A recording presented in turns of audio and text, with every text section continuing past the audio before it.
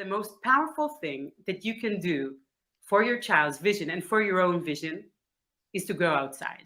To go outside, to be in the outdoors, preferably in nature, but even in the city. Um, and the way that our eyesight is in the outdoors is really the way it's naturally supposed to be. And this is such a powerful remedy for eyesight problems in children and in adults.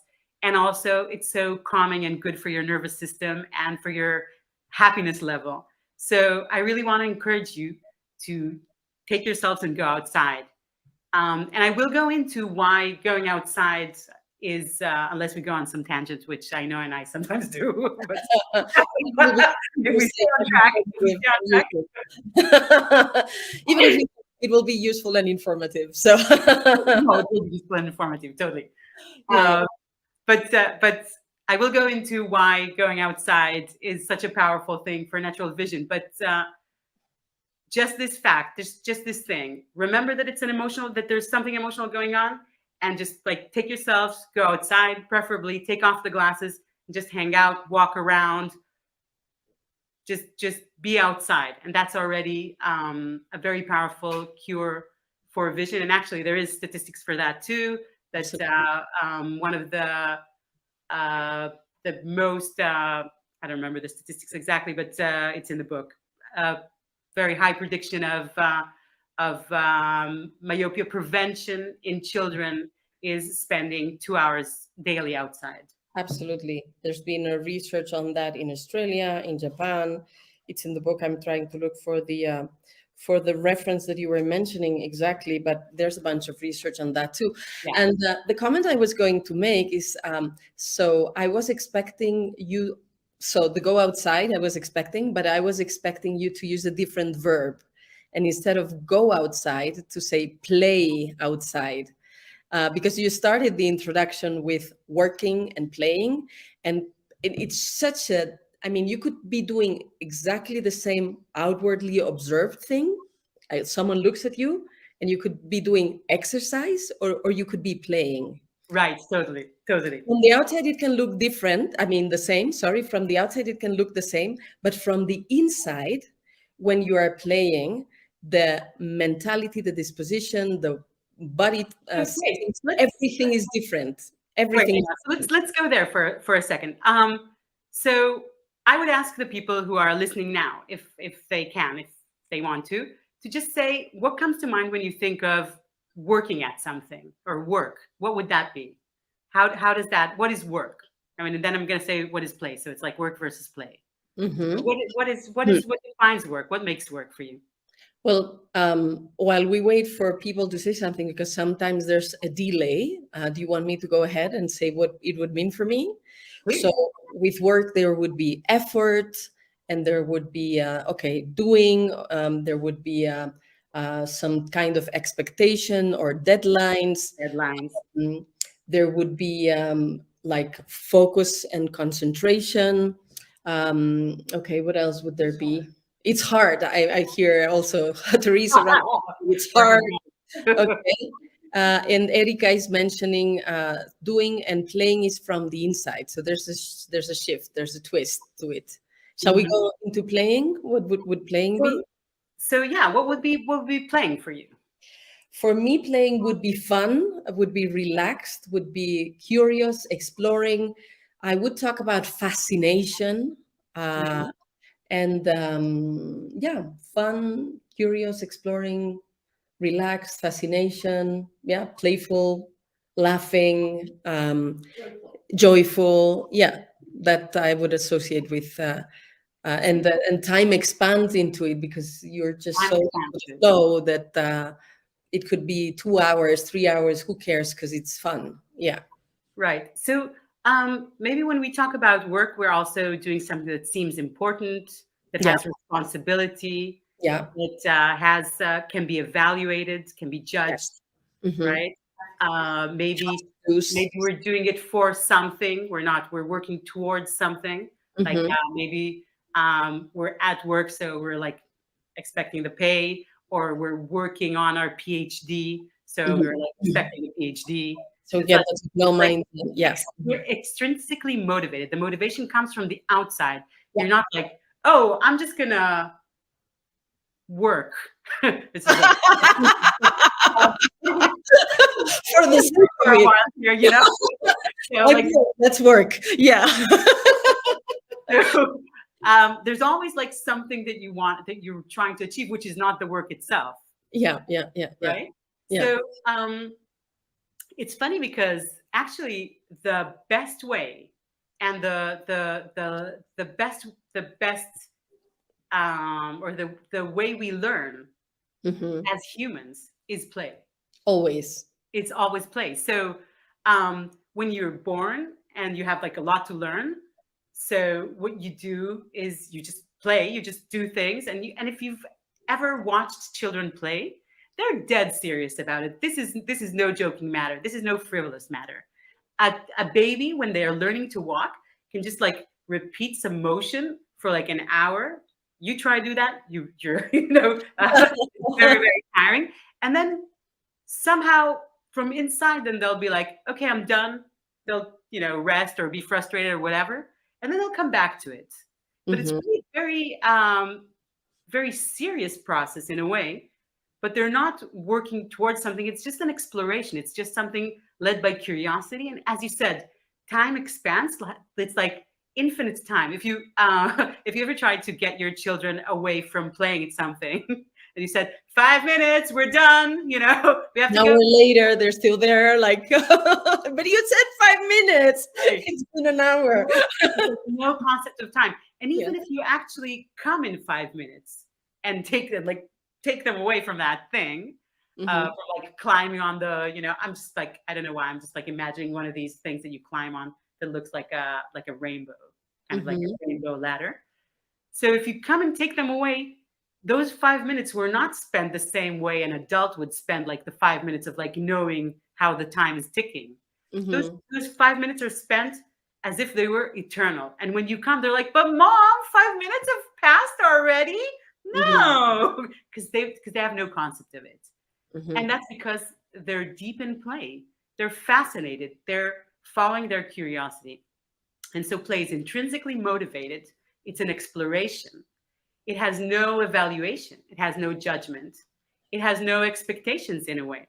Although we do know that when you go into the process of improving your eyesight, there is a definite expectation. You want to improve your eyesight. We're not, and it definitely happens. I'm not saying, oh, come and play, and you'll just be exploring things, and then nothing will happen. You No, it does definitely improve. improve your Yeah. eyesight. Hmm. But you need to kind of take these expectations. This is true for adults as well. Hmm.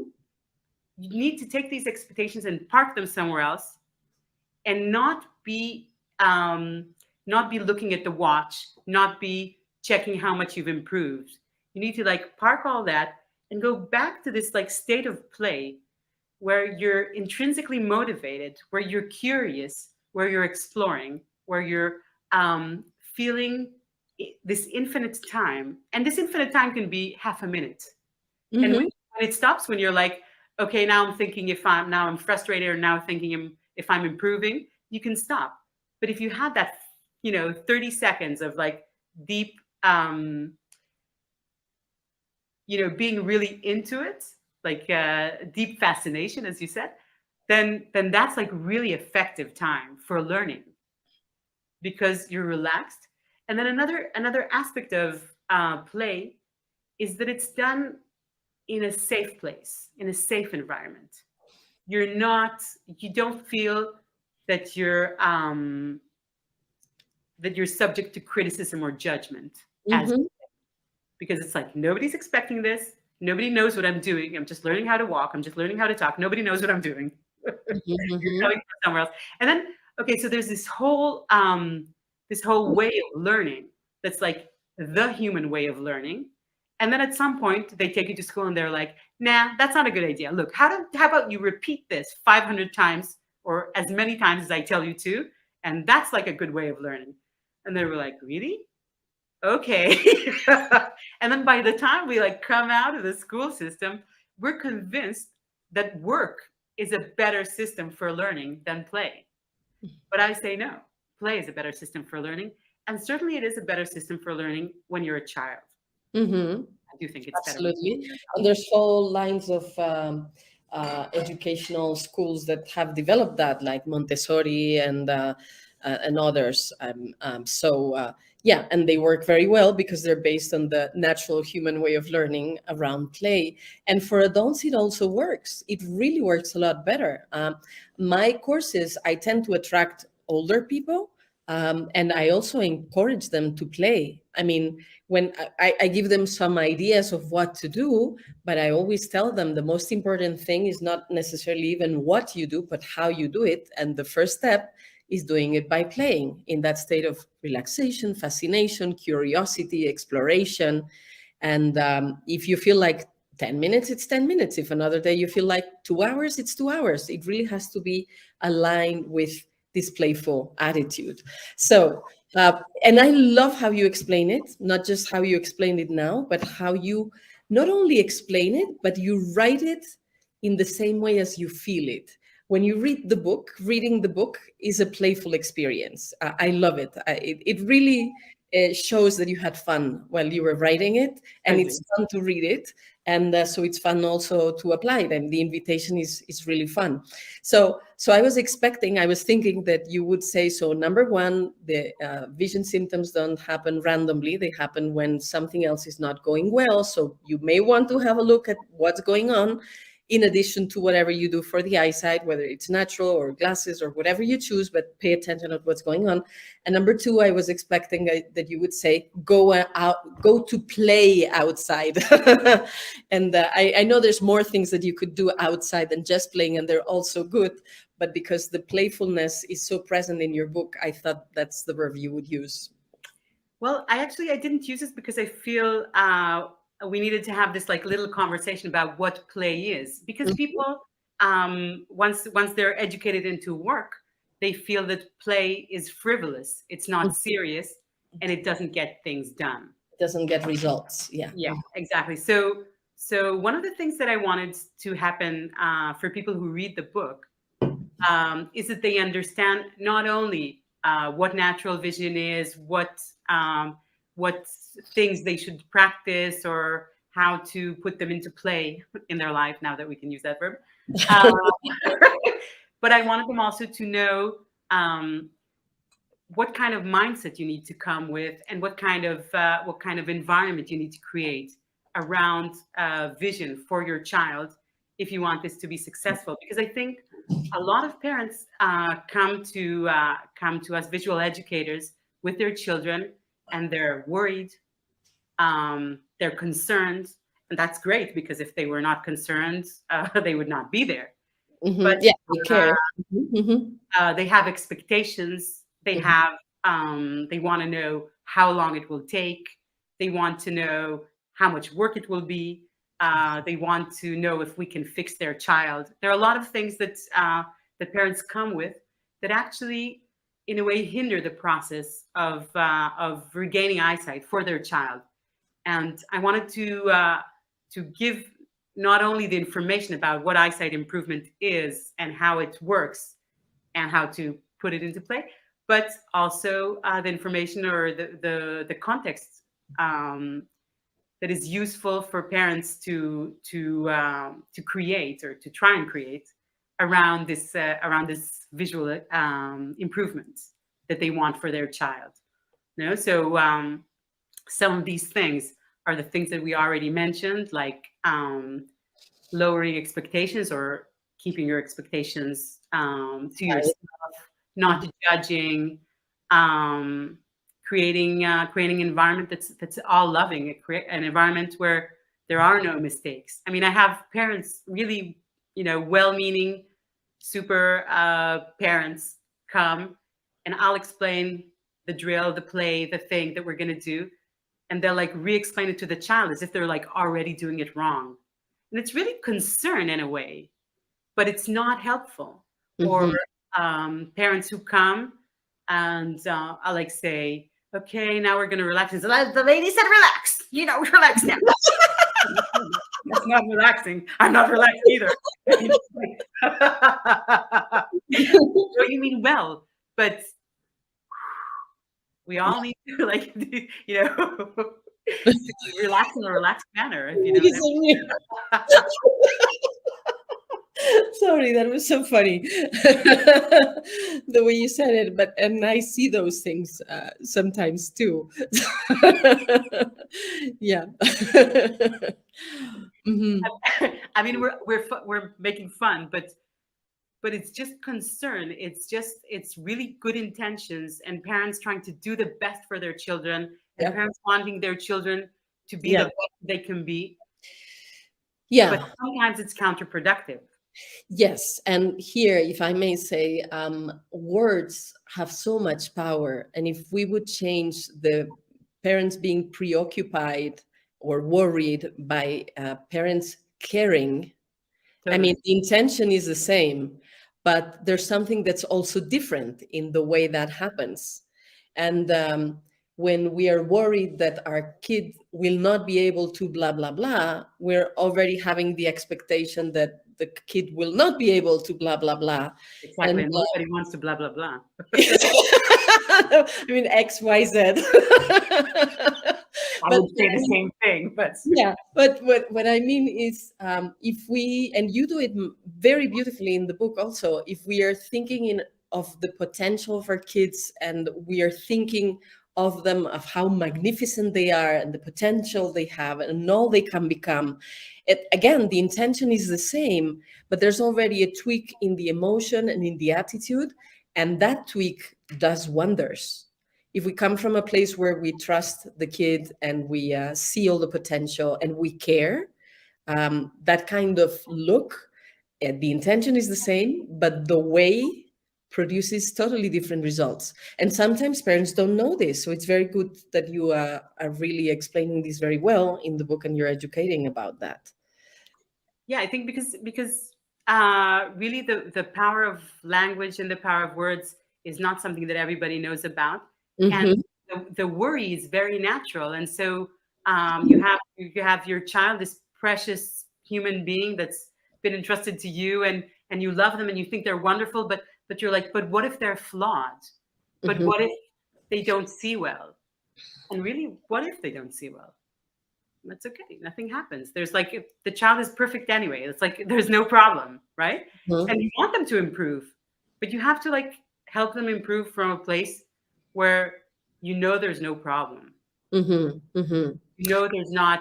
There's nothing flawed, and it's kind of a tricky thing, but in a way, I think it's something that all parents feel, or most parents feel, that their children are wonderful, but they're just worried about the part that's maybe not da da da da, and then they magnify the part that's not wonderful. But maybe we can magnify the parts that's wonderful and just work on the or play on the parts that needs improvement or that want improvement. Hmm. So this is one of the things that parents often come with this worry, with this Concern. Yeah. preoccupation, with this Hmm. concern that makes them look at their child with critical eyes, Hmm. and that's not good for the process. Hmm.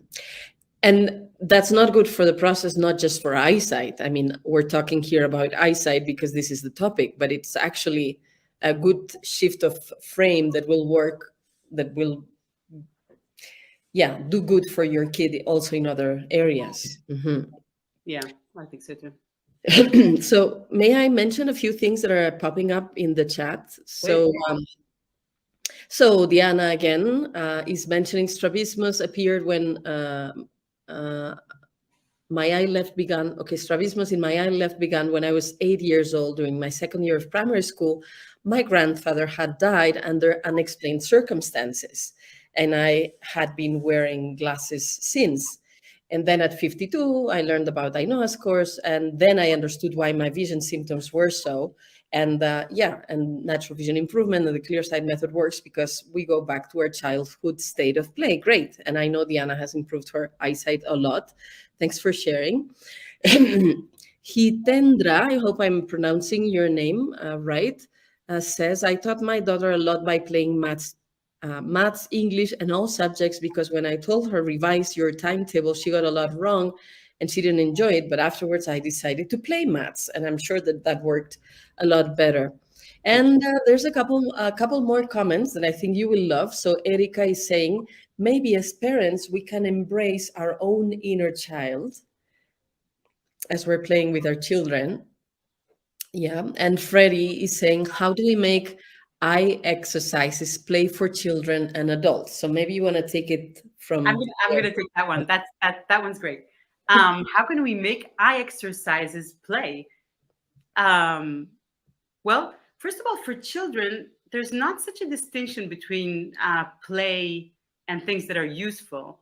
I mean, if you've seen like your 3-year-old with the broom sweeping the floor, you're like, oh, wonderful, she'll be cleaning the house forever. No, she's just playing.